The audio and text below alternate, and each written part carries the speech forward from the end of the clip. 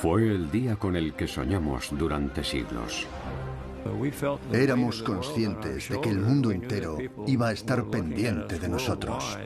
Un día en el que 3 hombres se lo jugaron todo. Despegando. Hemos despegado. Nuestro padre iba a hacer un viaje con un 50% de posibilidades de éxito. Un día que cambió nuestra visión del universo. Es la mayor hazaña de toda la historia de la civilización. Un viaje de casi 400.000 kilómetros, seguido por 500 millones de personas. Fue un grandioso espectáculo. ¿Quién no recuerda dónde estaba? En el que el peligro acechaba. Podían pasar 3 cosas: que alunizaran, que abortaran la misión o que se estrellasen. Y en el que el éxito dependería de su capacidad de reacción. De repente saltó una alarma. Código 1202. Lo primero que pensé fue: se acabó. A través de espectaculares imágenes remasterizadas, hoy vamos a conocer la historia de los héroes que pisaron la Luna, de los que guiaron sus pasos y de aquellos cuya vida cambió para siempre. Hemos conseguido que el hombre pise la Luna. Lo hemos logrado. Es un pequeño paso para el hombre, pero un gran salto para la humanidad. El día en que caminamos sobre la Luna.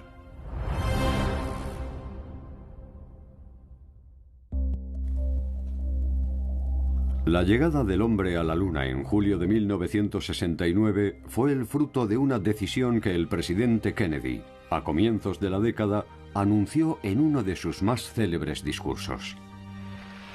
Escogemos ir a la Luna a lo largo de esta década, no porque sea fácil, sino porque es difícil.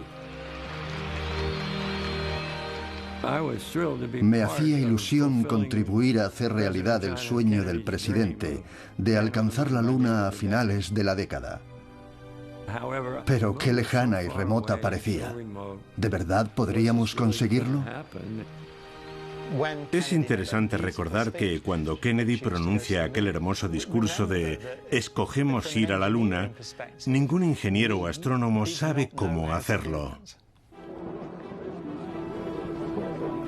Estamos en plena Guerra Fría. Y en los inicios de la carrera espacial, la Unión Soviética lanza el primer satélite artificial de la historia, el Sputnik 1.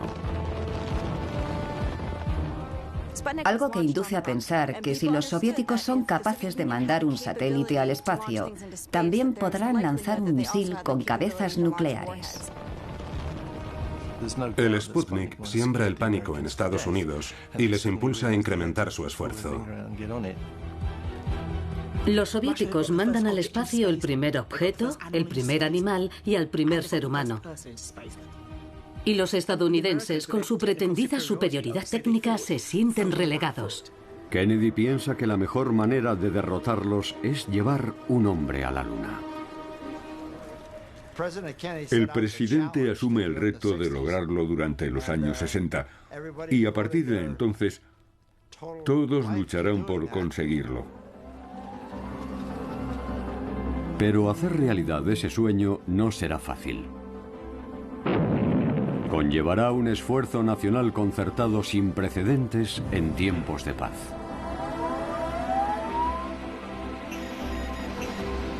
Es difícil hacerse una idea de la magnitud del proyecto Apolo, en el que llegó a haber más de 400.000 personas involucradas. Su coste alcanzó los 25.000 millones de dólares, más que el proyecto Manhattan o el Canal de Panamá. Para el fallecido presidente Bush fue una inversión tan rentable como el primer cuaderno de dibujo de Leonardo da Vinci. Y tenía razón. Pero además de financiación, la NASA necesita hombres que estén dispuestos a jugarse la vida pilotando unas naves casi experimentales. En 1961 el estadounidense Alan Shepard es lanzado al espacio. Y en 1962 John Glenn efectúa la primera órbita. A mediados de los 60 los astronautas ya son superestrellas. Muchos éramos militares con carreras casi anónimas y de pronto éramos famosos. Para mí eran los tíos más estupendos del planeta, incluso más que los propios Beatles. Parecíamos estrellas de rock, por lo que era fácil que se te subiera a la cabeza, porque eras el centro de atención. 32 astronautas participarán en el programa, pero solo 3 viajarán a bordo del Apolo 11. Michael Collins, de 38 años, pilotará el módulo de mando y será el único que no pise el satélite. A mí me tocó el peor de los 3 asientos. Pero aún así, fue un extraordinario honor formar parte de la tripulación. Edwin Buzz Aldrin sí pisará la Luna, pero para su hijo de 11 años, su padre es un héroe por otras razones. Muchos de mis compañeros también tenían un padre astronauta, pero el mío molaba porque practicaba el salto con pértiga, y yo era el único con un padre así. El primer hombre en pisar la Luna será el comandante de la misión, Neil Armstrong, de 38 años. Armstrong era la opción perfecta. Su entrega era total y era un hombre muy seguro de sí mismo. Su sangre fría era asombrosa. No se achantaba ante la presión. Era imperturbable. Algo que confirmará en mayo de 1968 mientras participa en un simulacro de alunizaje en Houston, en la base aérea de Ellington. A 60 metros del suelo, la nave se avería, obligándole a activar el mecanismo de eyección. Tras burlar a la muerte, Armstrong se embarca en la auténtica misión. Cuando nuestros padres nos llamaron, los dos pensamos... ¿En qué lío estamos? Algo malo habremos hecho porque están muy serios. Y entonces mi padre nos dijo, me envían a una misión que entrañará cierto riesgo, pero espero volver sano y salvo. Si alunizamos o no, eso ya no lo sé. La tripulación lo veía así. Esta es la primera misión que va a intentar un alunizaje, y nuestras posibilidades de éxito rondan el 50%. El 16 de julio de 1969 es el día designado para el lanzamiento. En apenas unas horas, los astronautas iniciarán un viaje de 4 días a bordo del cohete más poderoso jamás creado. Llegué a las 5 de la madrugada y me encontré con unas 200.000 personas que llevaban toda la noche esperando. Y ahí estaba el Saturno V, iluminado en el centro de la plataforma de lanzamiento, erguido en medio de un océano negro. Dios mío, fue muy emocionante.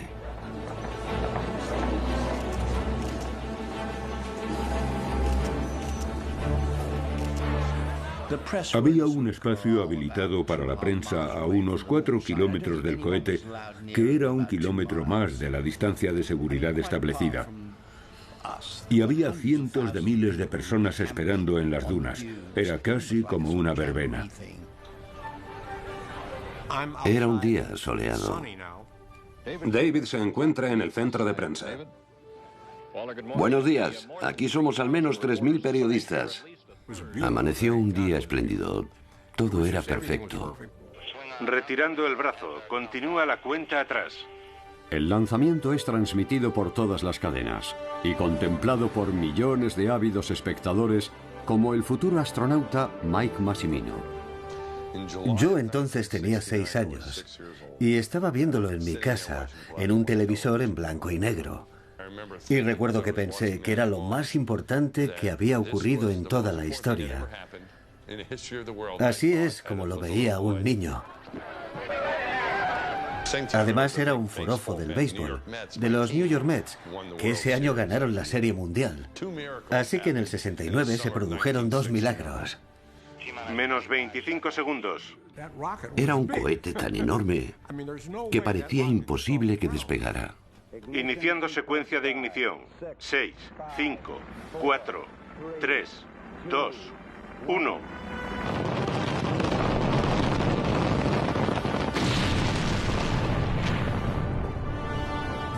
Hubo un inmenso fogonazo y un estruendo prodigioso. Sonó como si hubiera estallado una bomba. Fue atronador. Hemos despegado a las 9:32. El Apolo 11 ha despegado. La familia de Neil Armstrong presencia el lanzamiento desde un barco fletado para la ocasión. Estábamos a la derecha de la pista, desde donde podíamos sentir los gases que expulsaba el cohete. El aire caliente te golpeaba el pecho. Nunca he vivido otra experiencia parecida.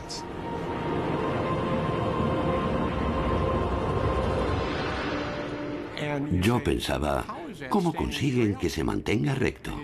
Parece avanzar sin oscilaciones, pulgada a pulgada. Pero no es lo que piensan los tres hombres que se juegan la vida para hacer realidad un sueño milenario. Desde fuera, el ascenso del cohete es majestuoso, no se desvía de su trayectoria. Pero en su interior la sensación es muy diferente. Bajo tus pies, los motores giran con energía para mantener el equilibrio de la nave. Y no dejan de zarandearte. De repente, pareció vencer a la fuerza de la gravedad y se alzó en el aire. El Saturno V abandona la atmósfera. Y 12 minutos más tarde, el Apolo 11 ya está en órbita, listo para proseguir su extraordinaria aventura.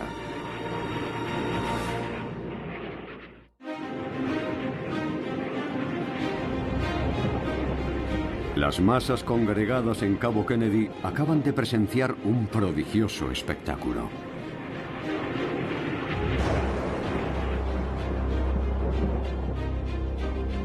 Los componentes desechables van cayendo al vacío. Y el motor de la tercera fase entra en funcionamiento para impulsar al Apolo 11 rumbo a la Luna. Dirección y parámetros correctos. Durante el segundo día, ya a mitad de camino, la tripulación muestra su buen humor. Saludos para todos de parte de Michael, que es quien nos habla, Neil y Buzz. En la Tierra, un ejército de periodistas relata el épico viaje. Es una historia con la que todo el mundo puede identificarse. Dentro de 2 o 3 siglos, es muy posible que sea comparada con la aventura de Colón. Pero en esta ocasión, la hazaña es vista en directo por millones de televidentes. Vamos a conocer la información más reciente sobre la misión Apolo 11. Sabíamos que era un momento crucial de la historia de Estados Unidos y de la propia televisión. Esta es la última hora sobre la misión Apolo. Habíamos ensayado varias veces esta retransmisión, pero esta era la emisión en directo, con astronautas que se estaban jugando la vida. Éramos muy conscientes de que el mundo entero iba a estar pendiente de nosotros. Las familias de los astronautas también forman parte de esta aventura apasionante y conmovedora. La atención mediática era casi constante. Vivíamos en una burbuja. El mundo había sucumbido a la fiebre espacial.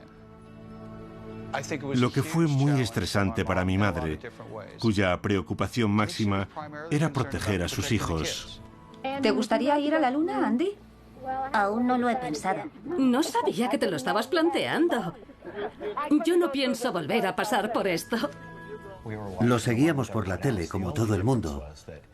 Pero nosotros teníamos en casa un altavoz por el que se escuchaban las comunicaciones con la nave. Estamos en fase de aproximación. Todo en orden. Nuestra madre era una mujer muy fuerte. Y aún hoy sigue asombrándonos su entereza, porque sin duda estaba muy preocupada. Debía estar muerta de miedo, pero no permitió que nosotros lo notásemos. El domingo 20 de julio de 1969, a las 8 de la mañana, el equipo de control de misión accede al Centro Espacial Lyndon B. Johnson de Houston.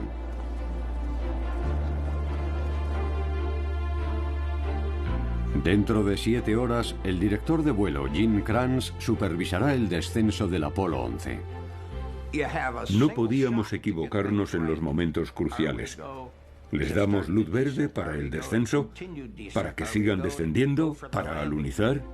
Steve Bales, un genio recién salido de la universidad, supervisará el progreso de la nave y sus sistemas de guiado. Confiaron en jóvenes como yo, que con 26 años era muy consciente de que cualquier error pondría a otros en graves aprietos. El astronauta Charlie Duke, que 3 años después llegará a pisar la Luna, será el comunicador de cápsula. El único que hablará con la tripulación durante el alunizaje. Mi único objetivo entonces era que la nave alunizara con éxito. Solo pensaba en eso, en conseguirlo. Eran muchachos muy jóvenes que estaban haciendo una labor extraordinaria y que arriesgaban su futuro, ya que en caso de que algún astronauta no volviese con vida, cargarían con toda la responsabilidad. Hora de ignición 5:57. El trayecto está programado, pero el equipo de Houston mantiene el contacto por radio con los astronautas mientras prepara el módulo lunar para su descenso propulsado. Trabajamos sin descanso desde las 8 de la mañana hasta las 4 de la tarde para preparar y revisar el módulo y activar y sincronizar los sistemas informáticos.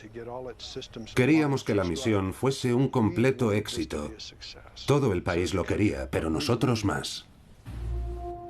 Frank Borman participa en la misión. Hace 6 meses se acercó a menos de 100 kilómetros de la superficie lunar a bordo del Apolo 8, convirtiéndose en uno de los primeros hombres en ver la Tierra desde el espacio. Fue la visión más inspiradora de toda mi vida.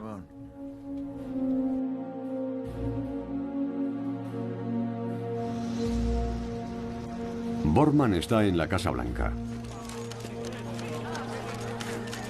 Su trabajo es informar al recién elegido presidente Richard Nixon.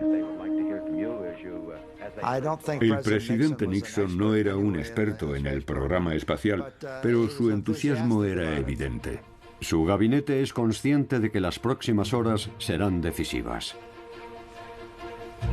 El mundo entero estaba pendiente, y como la televisión nos recordaba noche tras noche, sabíamos que el desenlace tendría consecuencias a escala mundial.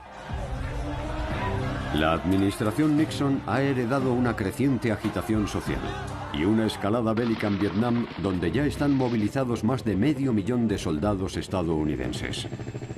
Es un periodo convulso en el que casi todo el país empieza a cuestionarse la guerra de Vietnam.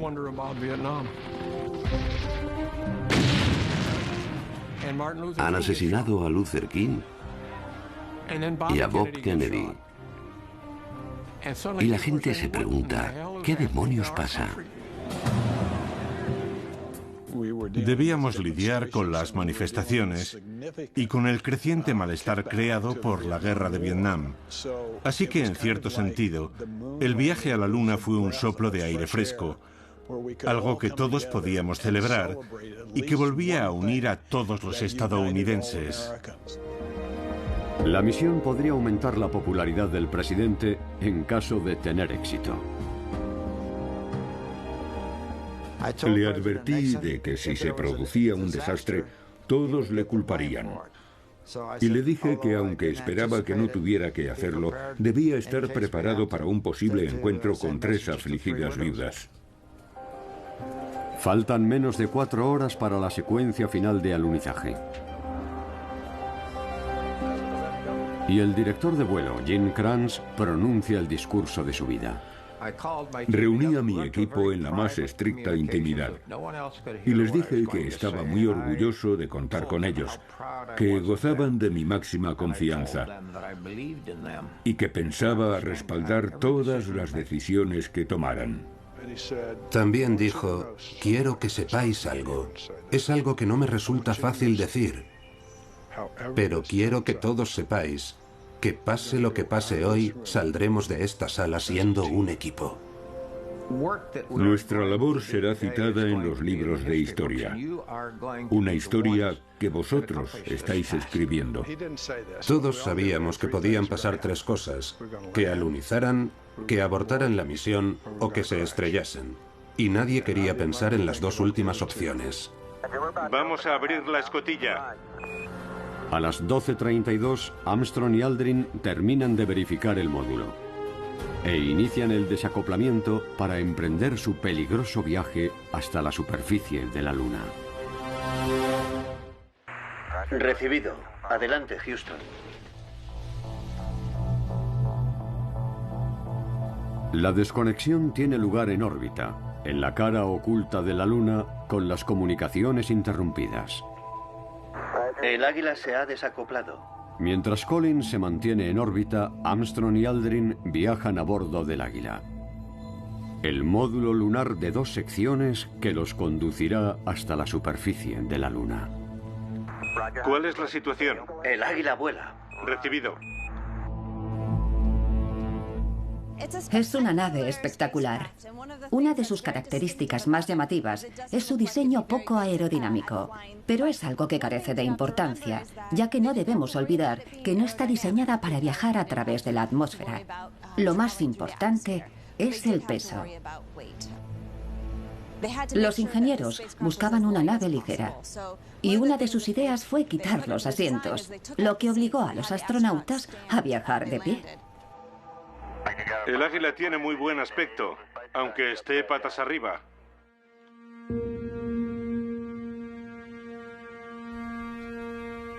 Tras perder de vista a sus compañeros, Michael Collins permanece en órbita en total soledad.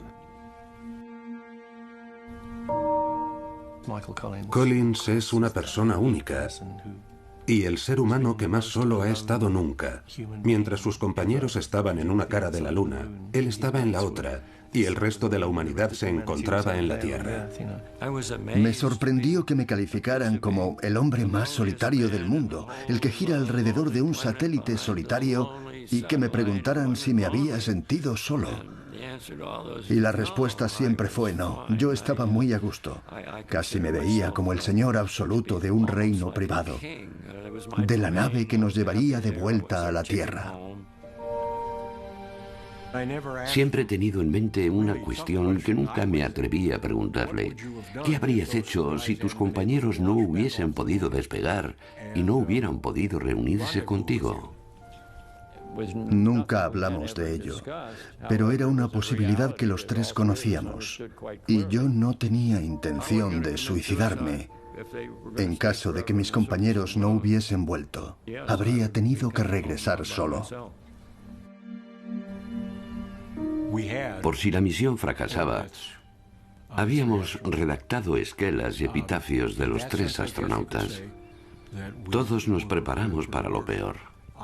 Incluso la Casa Blanca tenía listo el discurso póstumo que leería el presidente.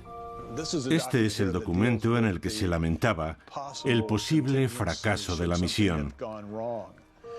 Habla de esos hombres tan valientes y de su sacrificio por el bien de la humanidad. Y llega a decir que toda la nación y la propia Madre Tierra echarán de menos a esos hijos a los que se atrevieron a enviar a lo desconocido.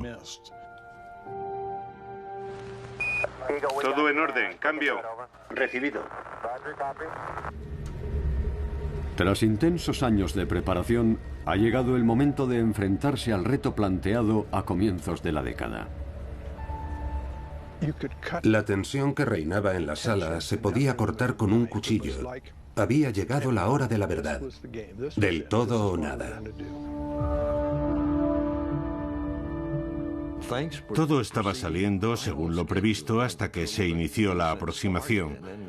Y algunas cosas se empezaron a torcer. Surgieron muchas complicaciones durante el descenso. Los mensajes de la tripulación se entrecortaban. Era casi imposible entenderlos. La falta de comunicación durante varios segundos entre la nave y el centro de mando puede obligarte a abortar la misión. Tuve que tomar una decisión que me competía solo a mí como director de vuelo. ¿Contamos con la información suficiente para iniciar el descenso? Tenéis luz verde para continuar con el descenso. Repito, tenéis luz verde. Kranz autoriza el descenso. Pero las complicaciones comienzan a multiplicarse. Cuando sobrevuelas la Luna a 14 kilómetros de altitud, a casi 8.000 kilómetros por hora, la seguridad no existe. Todo en orden. Recibido. Y de repente saltó una alarma. Tenemos un 1202. Manteneos a la espera. Y todos nos preguntamos, hay un código 1202. ¿Qué hacemos para resolverlo? ¿Qué está pasando? Recibimos un código 1202. Nadie está seguro de sus implicaciones, pero podría frustrar la misión. Lo primero que pensé fue, se acabó. Hay que abortar. El control de misión debe decidir si prosigue la maniobra de aproximación.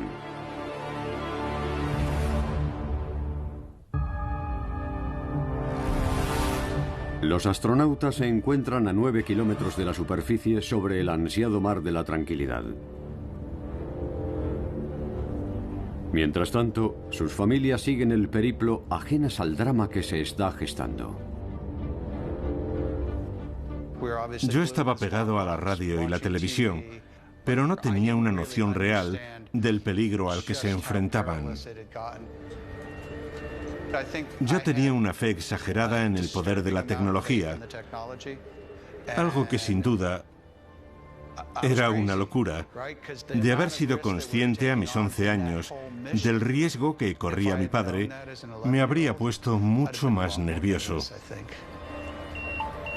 El control de misión mueve los hilos de tan gigantesco salto al futuro empleando la tecnología del momento. Pero a 7 minutos del alunizaje, el ordenador del módulo se sobrecarga. Era un ordenador prodigioso para la época, pero debía ocuparse de muchas tareas, como calcular la velocidad, proporcionar datos a la tripulación y también a nosotros, y guiar la nave. Y hacerlo utilizando un procesador menos potente que el de un teléfono móvil actual. 1202, manteneos a la espera. El código 1202 indica que el ordenador es incapaz de desempeñar todas sus tareas, lo que obliga a Steve Bales a actuar deprisa. Steve hizo lo que tenía que hacer. Habló con su equipo y supo sacar partido al poco tiempo del que disponíamos. La tripulación pide instrucciones. ¿Qué hacemos con la alarma 1202? 15 segundos parecen poco tiempo, pero cuando estás intentando alunizar, se te hacen eternos. Bales comprueba que, a pesar de todo, el ordenador es capaz de procesar los datos esenciales. Es una sobrecarga momentánea. Si no vuelve a ocurrir, no pasa nada. No hay motivo para abortar el intento de alunizaje. Steve gritó, seguimos adelante. Olvidad la alarma. Olvidad la alarma, todo en orden. Ni siquiera esperé a que Gene Kranz me diera luz verde. Apreté el botón y les dije, seguimos adelante. Proseguimos la maniobra. Recibido, 900 metros. Otras 4 alarmas se dispararán durante el descenso hasta la superficie lunar, surcada de cráteres de impacto y pequeñas elevaciones. El alunizaje era una operación muy delicada que requería mucha destreza, mucha sangre fría y una gran presencia de ánimo. Pronto empezaron a ver cosas que no aparecían en las fotos y me decían, esto está lleno de rocas o hay un montón de cráteres. La aproximación pone de manifiesto que la nave se dirige a un lugar demasiado accidentado. Así que mientras Aldrin comunica la altitud y la velocidad... 230 metros, 23 metros por segundo. Neil pasa a la acción. Lo único que podía hacer Armstrong era tomar el mando y alunizar de forma manual. 165 metros. Recibido.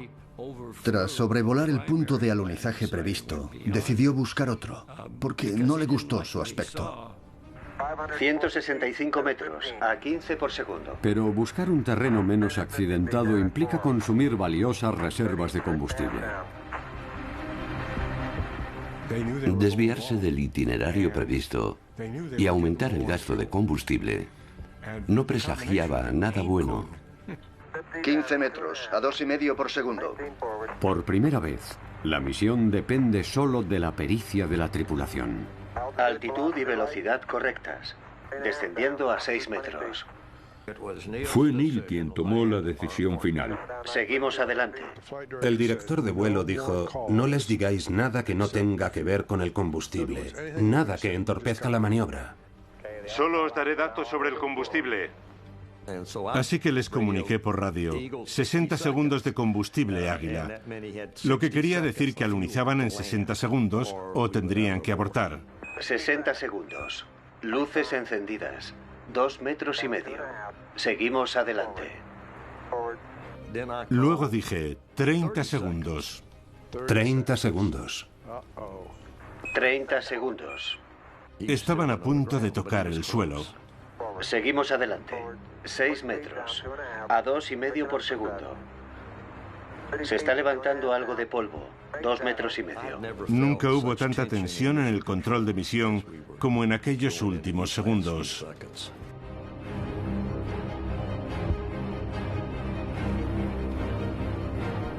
Y alunizó con gran suavidad. Luz de contacto. Motor apagado. Cuando oí decir a Bass, motor apagado, contesté, recibido, Águila. Recibido, Águila. Unos segundos después, Neil dijo, con la voz más serena que te puedas imaginar. Aquí base tranquilidad. El Águila ha alunizado.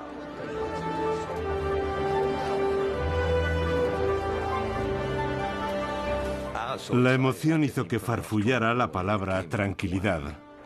Base tranquilidad. Aquí hay un montón de gente con la cara amoratada de tanto aguantar el aliento. Siempre pensé que cuando dijo eso, me estaba mirando a mí. Porque yo debía tener la cara más amoratada que nadie. Fue un momento increíble. Quiero que sepáis que hay muchas caras sonrientes. Aquí y en todo el mundo. Neil llevó a cabo el alunizaje con elegancia y serenidad, pese a que no le quedaban ni 30 segundos de combustible. La noticia se propaga en cuestión de segundos. Yo estaba viendo el informativo de Walter Cronkite, el presentador de referencia. No sé si Cronkite llegó a llorar, pero yo sí. Aquello era demasiado. ¿Que el hombre había llegado a la luna? Aquellos muchachos estaban allí arriba, lo habían conseguido. Desde Central Park hasta el centro de Londres. En Sudamérica, África y Asia. En casi todas las naciones, salvo en China y en la Unión Soviética, la noticia es recibida con asombro y entusiasmo. ¿Quién no se acuerda de dónde estaba entonces? Yo charlaba con Roger Taylor, que ya tocaba la batería. Eran los comienzos de Queen. Y estábamos en Cornualles, en casa de su madre, que tenía una tele de este tamaño. Y todos contemplamos atónitos aquel logro casi inimaginable. Recuerdo que la noche del alunizaje había una luna espléndida en el firmamento. Y cuando la vi, mi primer pensamiento fue, Dios mío, el hombre ha llegado a la luna. ¡Lo hemos conseguido! Pero la parte más memorable de la aventura aún está por llegar. El mundo aguarda expectante a que Neil Armstrong dé sus primeros pasos sobre la luna. La tensión continúa creciendo. El Águila se posó hace casi 7 horas. Y aunque Armstrong y Aldrin deberían estar descansando, ellos también son presa de la impaciencia. Al parecer van a bajar y a pisar la superficie mucho antes de lo previsto. Toda la Tierra se detuvo para contemplar aquello.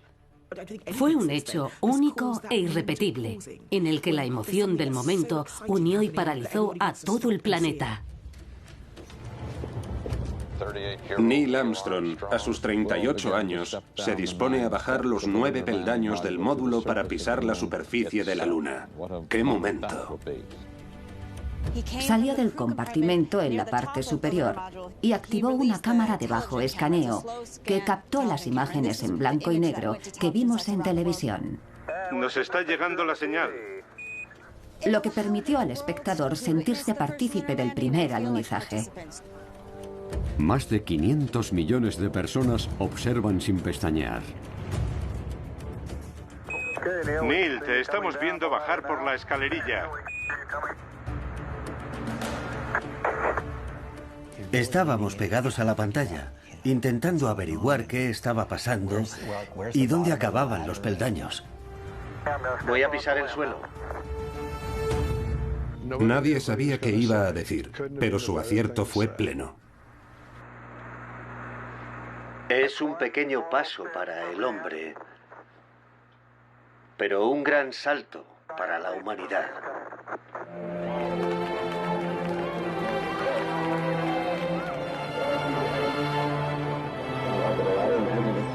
Nos transmitió un mensaje muy poderoso. El polvo es muy fino. Tenía en mente varias cosas adecuadas para el momento. Pero, en mi opinión, no se decantó por la frase definitiva hasta que vio que por fin habían alunizado. Voy a posar el pie. 19 minutos después, Aldrin desciende por la escalerilla y pisa la superficie. ¿Qué te parece? Esto es precioso. Sí. Yo estaba mirando, convencido de que mi padre iba a dar un salto, iba a tropezar e iba a caer de espaldas sobre el suelo ante 600 millones de personas. Y peor aún, ante mis 200 compañeros de clase. Una vista maravillosa. Una magnífica desolación. El paseo lunar dura 2 horas y cuarto. Cada momento ha sido meticulosamente coreografiado, empezando por la colocación de la bandera. La NASA propuso que al menos en ese momento sonara el himno nacional, pero yo me opuse. Acaban de colocar la bandera de los Estados Unidos. No hacía falta hacer sonar el himno para proclamar que era una hazaña estadounidense. Todo el mundo lo sabía. No se trataba de colonizar el espacio, ni de apropiarnos de un territorio, pero sin duda aquel momento unió a la nación. Tras pasar por tantos momentos difíciles en los años 60, los estadounidenses alzamos la cabeza. Los astronautas llevan a cabo diversos experimentos, recogen muestras lunares y toman una serie de fotos memorables. Algunas son emblemáticas, como el retrato de Aldrin posando en la Luna, en el que podemos ver al fotógrafo Neil Armstrong reflejado en el visor. A mí me apasiona la primera pisada. Es una imagen sencilla, pero muy simbólica, porque evoca nuestros orígenes más remotos. Hoy somos lo que somos porque empezamos a caminar erguidos en África. Y solo 4 millones de años después, hay una pisada en la Luna que lo atestigua. Son dos momentos cruciales que demuestran lo que hemos conseguido como especie en un espacio de tiempo reducido desde el punto de vista geológico. Neil, Buzz, el presidente de Estados Unidos se encuentra en su despacho y desea deciros unas palabras. Richard Nixon, contento y aliviado, efectúa desde la Casa Blanca la primera llamada lunar de la historia. Solo quería contaros lo orgullosos que estamos todos. Sus palabras han sido redactadas por Frank Borman. La NASA propuso un guión que atribuía a Nixon el éxito del proyecto. Yo le hice ver que no le había dado tiempo a participar en la misión, que fue impulsada por la anterior administración. Y le dije que no me parecía una buena idea atribuirse el mérito. Y él estuvo de acuerdo. Gracias a todo lo que habéis hecho, desde ahora el cielo forma parte del mundo de los hombres. Tras este éxito clamoroso, la nación puede mostrarse magnánima. De ahí que la placa colocada en el tren de aterrizaje del módulo, destinada a los futuros visitantes, contenga un mensaje universal. Asistí a varios encuentros en los que se discutió el texto de la inscripción lunar, pero a la hora de la verdad todos estábamos de acuerdo en lo fundamental. Aquí pisaron la luna, seres humanos del planeta Tierra. Vinimos en son de paz en nombre de toda la humanidad. Dice, en nombre de toda la humanidad, no en nombre de los Estados Unidos de América. Fuimos allí representando al mundo. Tras permanecer posado 21 horas y 36 minutos, el módulo está listo para iniciar el ascenso. Base Tranquilidad, tenéis permiso para despegar. La parte del viaje que más me preocupaba era el ascenso. Módulo listo para despegar. Recibido. Si no lo hubiesen conseguido, habría sido su fin. Fase 1 de la ignición. Adelante.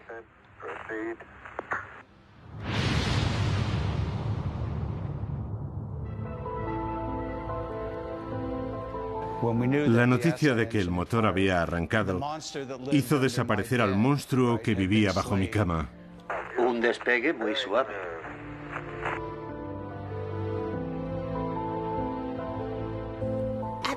El mundo entero viajó a la Luna. Fue como si estuviéramos junto a ellos. Y ese fue el gran acierto de Kennedy. Él sabía que si además de un cohete envías a personas, todos viajaremos con ellas, compartiendo su emoción y alegría.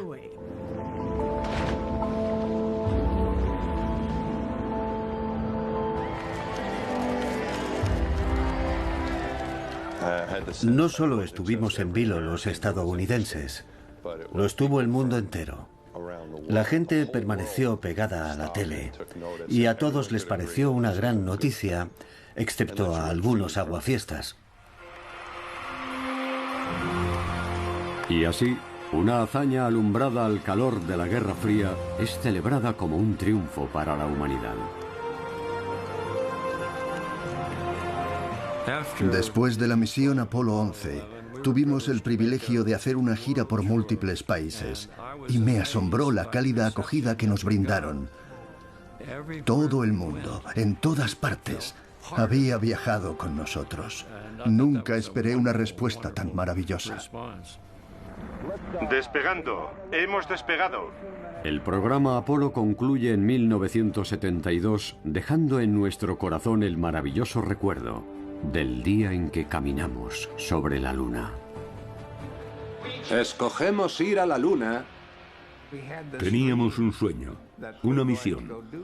El presidente Kennedy nos planteó ese reto y tuvimos que superar miles de complicaciones. Pero lo conseguimos. Es un pequeño paso para el hombre. Todos conseguimos abandonar el planeta y viajar juntos hasta la Luna. Pero un gran salto para la humanidad. Vivir aquel momento en que pisamos por primera vez otro cuerpo celeste fue un privilegio para mi generación que siempre agradeceré.